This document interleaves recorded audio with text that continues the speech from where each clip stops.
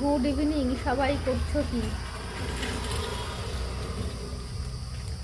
আমি এই সময়টা ফাঁকায় থাকি, এই সময়টা আমার কোনো আর কাজকর্ম থাকে না, যা কাজ থাকে আমার সকালে।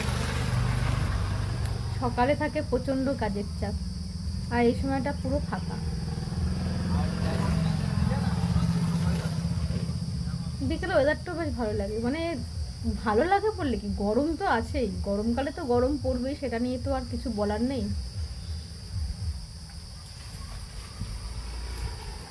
তাও গ্রামের ফাঁকা শান্ত পরিবেশ তো, হাওয়াটা পাওয়া যায়।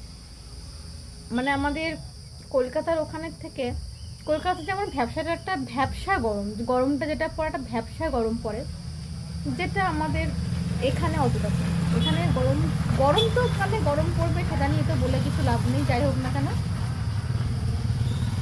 কিন্তু কলকাতার থেকে এখানকার ওয়েদারটা একটু হলেও ঠিকঠাক লাগে।